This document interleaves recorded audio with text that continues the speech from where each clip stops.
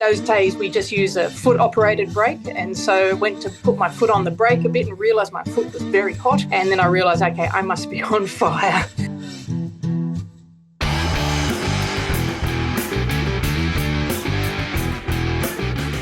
G'day, today I'd like to welcome everyone to another episode of My Mate's Faster. We have a very special guest today. She is one of the fastest ladies in the world on a motorcycle. She is the fastest Australian lady on a motorcycle. She's been well over 200 miles an hour. Please welcome Kim Krebs to My Mate's Faster. All right, welcome Kim Krebs to My Mate's Faster. It's a pleasure to have you on. Fantastic to be here, JP. It's always racing season somewhere in the world. We like to start these episodes off by asking, how fast have you been? I'm a little bit humble, but pretty proud to say 244 miles an hour plus a bit of change. That was a one-way pass and a 241 plus change record. You know, as land speed races, we talk about these. I don't talk about numbers over 200 very often, but I hear a lot of my friends do, and they just become numbers after a while. But, you know, to the average person, it's well over 350, 360 kilometres an hour. Do you remember that run, or is, the fast run? Yeah, look, I do, JP, because previously the fastest I'd been was 239 on the 750. So I got a chance to ride our bigger bike, the Hayabusa, the blown Hayabusa. You know, I was kind of had a similar experience on the 750, but this time because I was so much faster, albeit only 15 miles an hour faster, it was starting to get quiet. That roar of the noise of the speed that you're at was starting to be behind me. So that made it really memorable. Plus, you know, I think the planets had aligned, the salt was in good condition, the wind was on my side. It felt smooth. So, you know, that's just the luck more than anything else. Now, what year was that, Kim? That was a memorable 2016. And I have to admit, JP, it wasn't just us. There were a few people that had a pretty good 2016 at the Bonneville Salt Flats. Yeah, okay. I do see that date a little bit. And I know the Salt Flats. I just saw there was a meeting on an El Mirage on the weekend, and I see there was a lot of records set. But I must tell people that El Mirage, they have the El Mirage turbocharger there. If the wind's blowing, they're allowed to run. On the Salt, we don't count those, do we? Anything over, I think it's 12 miles an hour is a no-go. I do remember, though, years ago, it would have been 2009, I think, going for my license passes at Bonneville, and I'd done my 150, my 175, and I was lining up for my 200, and I sat at the start line and the wind was horrible.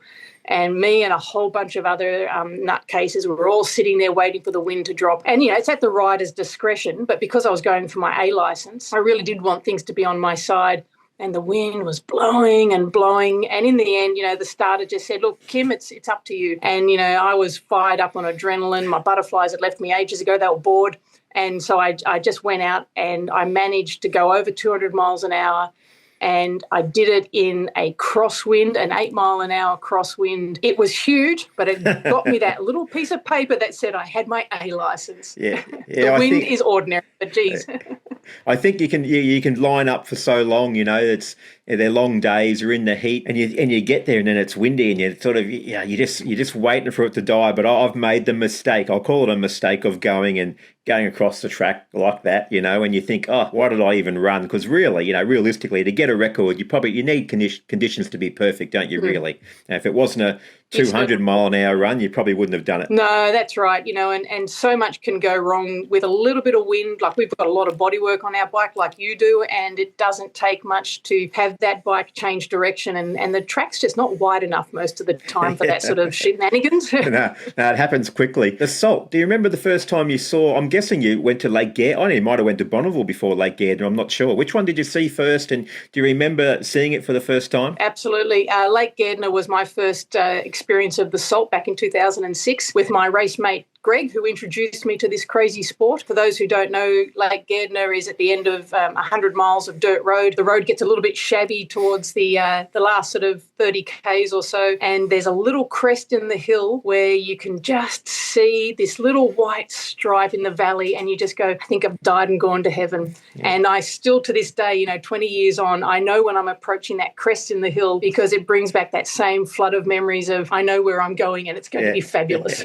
And that 100 100-mile-an-hour road's almost done, and you're so close to being there, aren't you? When you see that little pocket. The first time I went to Bonneville, I flew in via Salt Lake City, and I had a 100-mile I-80 trip to the Salt. So that was a completely different experience because it was chockers traffic, like it was banked up traffic. And I'm just going, wow, this couldn't be any more different. A bitumen road with a traffic jam, 100 miles across this stunning desert landscape, only to, at the end of the bitumen is the Salt Lake. So, very different experience. Oh, they are so different. The same time of people, of course, but, at Bonneville, you get the advantage of the Wendover down the road, and you get all the different cars and vehicles that, they turn off the highway there, the I-80, and they're on the Salt. Those where tried to bring them into Lake Gardner, there'd be a problem, I reckon. But one thing we've got over the Bonneville experience is we have a craft brewery at our end of the road. So we might be camping under the $1 million stars, but we've got some nice drinks at the end of the day. Well, we do have some nice drinks there. No, thanks to I think won't give them a plug today. No, but we will also plug their equivalent at Bonneville, which is a certain black and white. That's right. Place that's equally the races. We've had some good times there, haven't we? Actually, when I was there last time and I set the record at the World Finals, Kim, I signed my name on the wall right beside yours. I think you might have sent me a photo of that, JP. I did. A few rums in, no doubt. You mentioned Greg there. There's a couple of other guys, Jim and Dave. Anytime I've met Jim and Dave, they've been so hospitable to me. I think Jim's been over here a couple of times. He's a bit of an honorary Australian, I guess. They're a great bunch of guys, aren't they? They certainly are. Collectively we're Black Art Racing, but we also are as individuals.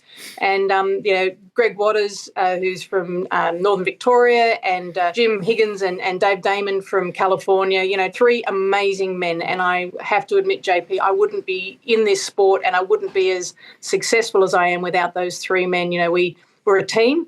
We work on the bikes together, albeit the bikes aren't at my place, so therefore the fellas get to do most of the tinkering because they're in their sheds. But when we do come together, we work on the bikes together, we race the bikes together, we break the bikes together, but we have complete trust in each other.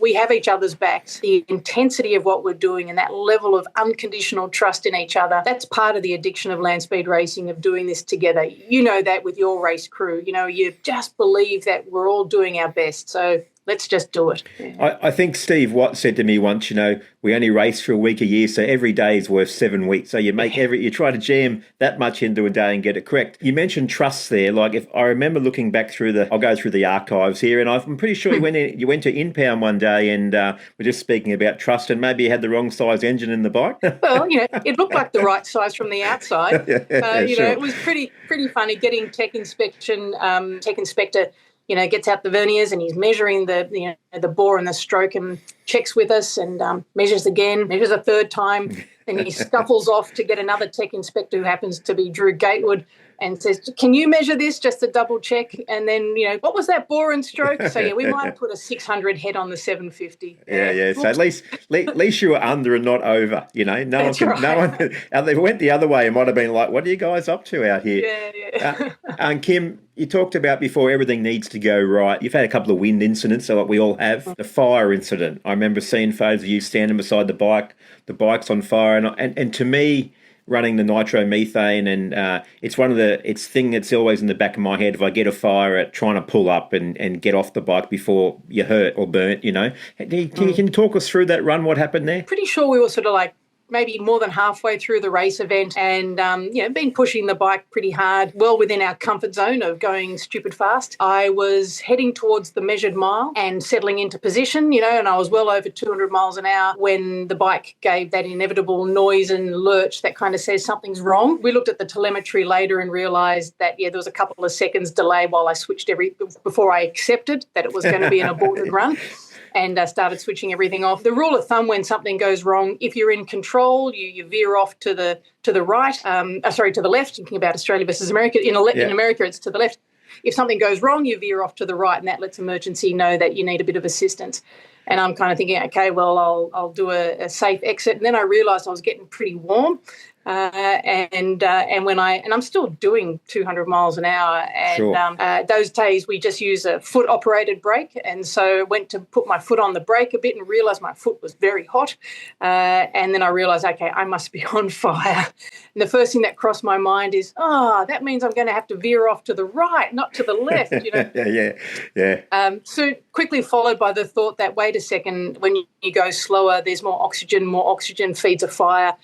This may not end up well. So it took me a while to put my foot into the fire, put my foot on the brake, and then take my foot out of the fire until I slowed down enough. And look, I was going plenty slow enough to then leap off the bike. Scooter Grub's got some great photos of me doing a Superwoman impersonation as I leap off the rain dance. Bike. It ended well. The bike didn't look too good, but it ended well, and that's really what you want to do. The race event, BMST, everyone did everything what they needed to do, and they were on the scene straight away. So I felt very safe. I don't think my crew felt particularly relaxed, as they didn't know what was going on, but by the time they rocked up, they could see that I was okay, and those sorts of things make us stronger, I guess. Yeah, they do. And I'm just fortunate to walk away from it. Yeah, I'm glad you walked away from that one, Kim.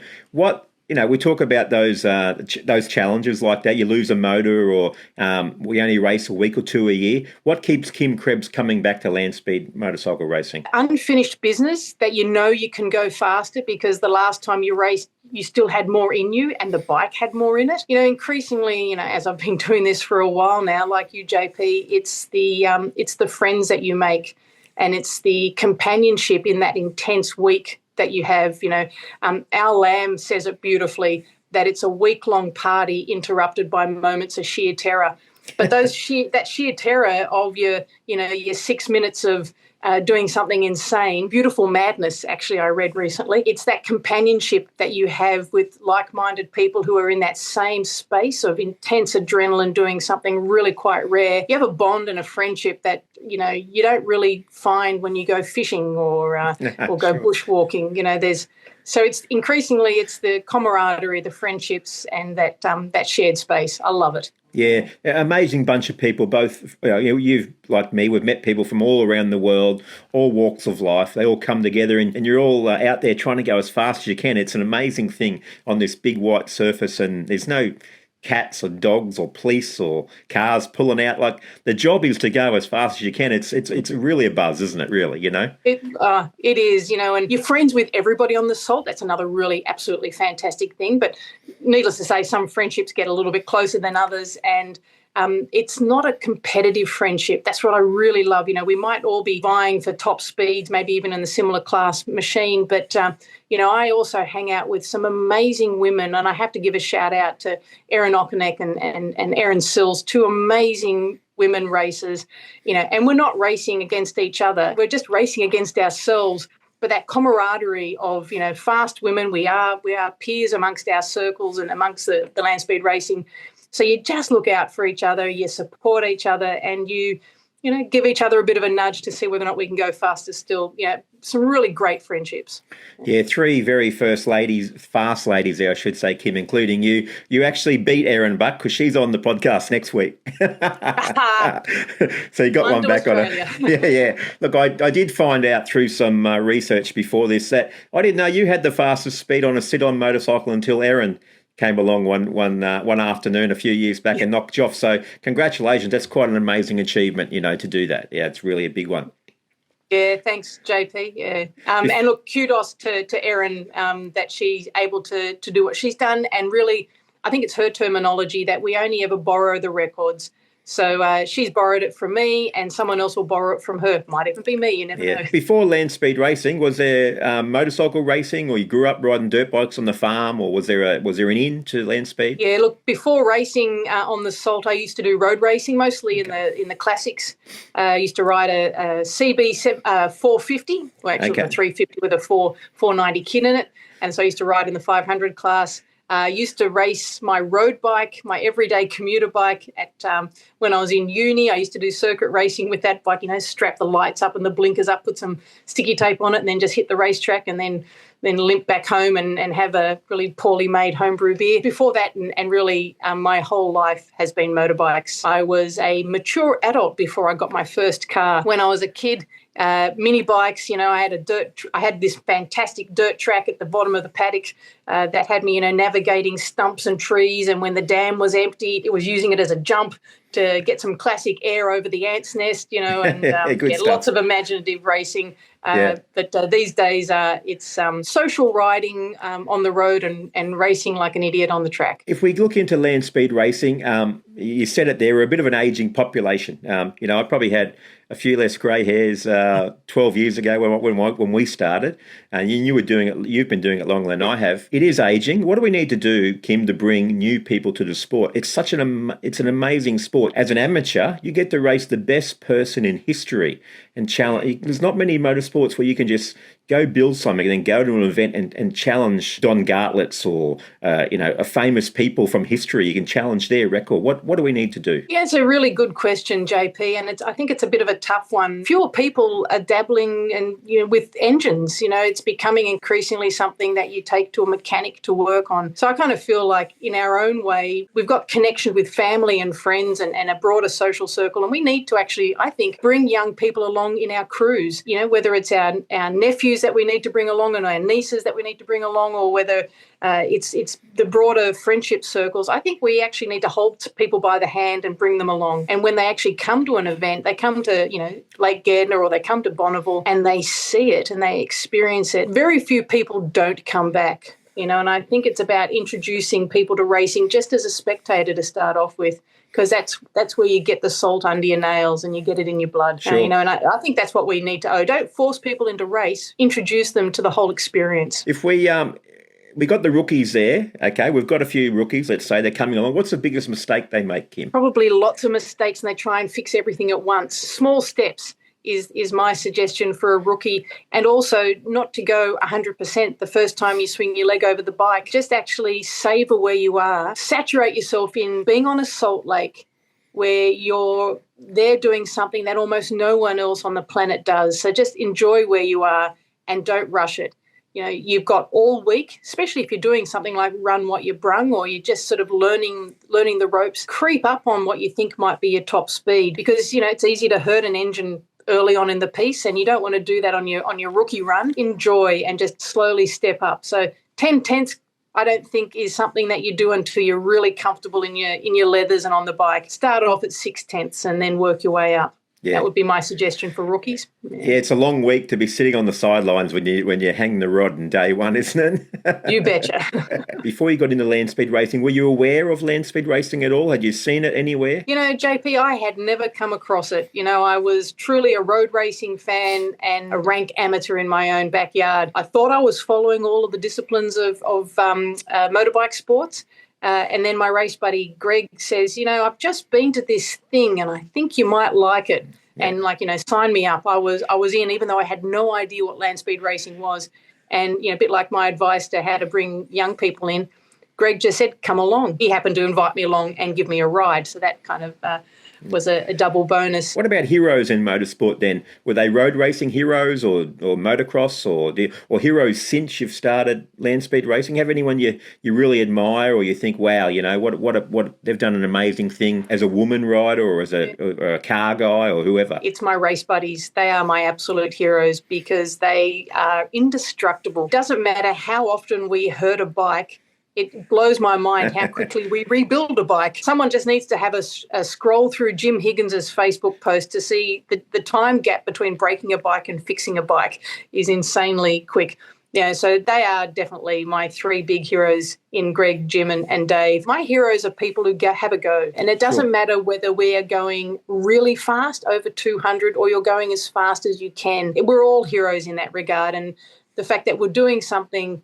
Was it Burt Munro that says, we spend, we're doing more in our time racing than people will ever do in their whole lifetime. That's what makes heroes in my mind, is people who are prepared to just have a go and maybe fail, not be successful, but still be smiling. I've got other heroes, as I mentioned, I totally admire the two Erin Sills and Erin Knockaneck, because, we're a small group of people who are perhaps role models for other women, but other racers, full stop.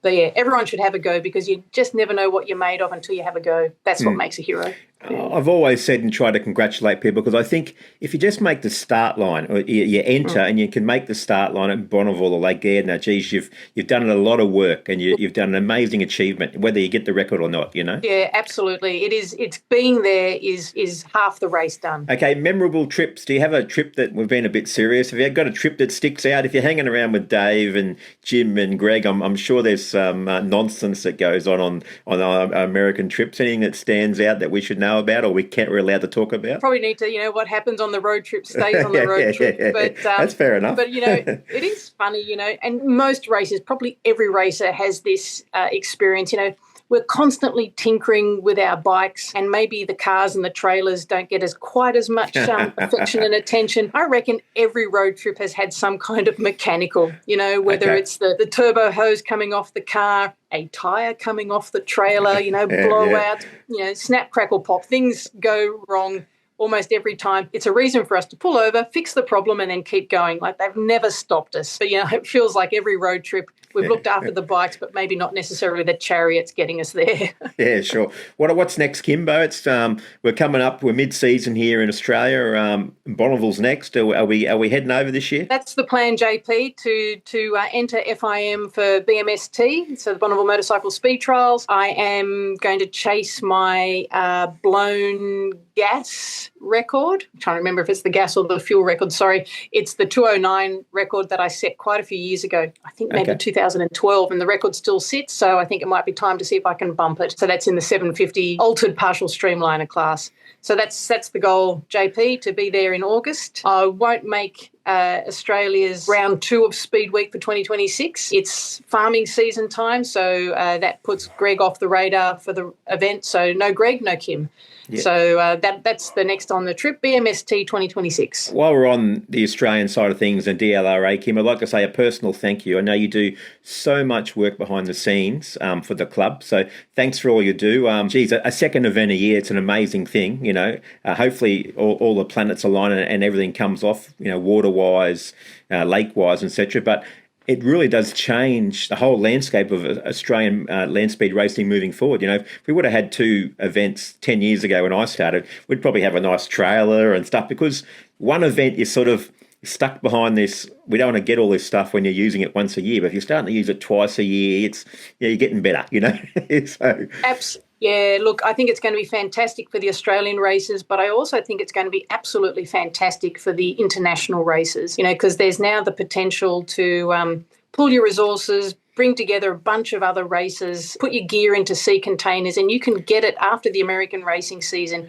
You can get your machinery to Australia and potentially do 2 events within 5 months, and then get your machinery back to the States or wherever across the planet to have a go again. So this really could be something that totally grows our sport. Sure. That we've got incredible salt in Australia. We've got good salt in America. I'm being generous, but we've got good salt in America, great salt in Australia. It's accessible and it's safe. It's like logistically safe to get between the countries. Sure. So I think this could be the absolute game changer, courtesy of DLRA being able to host that second event each year. It'd be lovely to have a crystal ball and look 10 years ahead, wouldn't it? And think, look at all these Americans. I have heard there's 7 teams looking at maybe not November, but next March. And it's a big leap forward for the DLRA to host that many international teams. So it's a good win for them if all that comes off, I think. And it'll be a great evening every evening on the sides of Lake Gairdner when we've got all the Americans and other international races savouring our Southern Hemisphere summer. 2025 we ran. I remember I packed up the track with Roe. Yale was over here, American friend of mine. We were down at the 9 Mile and it was rock hard, perfect, and looking back, and he just couldn't believe how good it was. I think the Americans, they know it's diminishing Bonneville, but, it's like when you see something every year you don't quite realise. And then I went to America last year. When you come from Gairdner to Bonneville, just a difference in colour, the bright white is not there anymore at Bonneville. And it's a real shame. I don't know what's going on with Save the Salt. It's a long-winded process. It looks like they need someone higher up in politics or, in government there to bring that online. I hope that comes along for them, but they're all welcome down under. Absolutely. And if I was to make a comparison between the salt, it's the age and the integrity of the salt. Our salt is ancient and it hasn't been tampered with, so it's flakes. It's large flakes of salt, a bit like snow. It's packed down hard and we've got this super dense salt. Whereas in America, where we're racing at Bonneville, The salt's been refined because of what's happening on the lake edge. It's almost like sand. The salt is individual grains and yet still packs down, but it doesn't have that same integrity. So our salt's got fantastic potential for anyone who wants to have a go at it. And even when we get wet weather, we've got some parts of our racetrack that is just above where the water might settle. So, I do remember that year where we got flooded out from the 0 to the 1.5. So we just shifted the start line to the 2 mile and kept on racing. So any American teams out there listening, Kim and I will welcome you graciously to Lake Gardner. Yeah. Come on down. Yeah. Oh, Kim, it's been a pleasure. I'm going to say you were a hero of mine, Kim. You've been out there, you've done a lot of stuff in land speed racing, and your team are just a great bunch of guys who I always enjoy seeing. They look after me and make me feel like I'm home when I'm in America. And thanks to the Black Art boys over there, and thanks to Greg in Australia as well. I hope he's doing all right and the farming season's kicking along. I wish you all the best. I don't think I'll see you at the BMST, but hopefully I can scribble something on the wall at Carmen's and leave you a little note, or you can leave me a little note. It's a date, JP. Go fast everywhere that you go. And thanks for the conversation. It's been awesome. Yeah, no, pleasure. Thanks, Kim. We'll see you soon. Take care.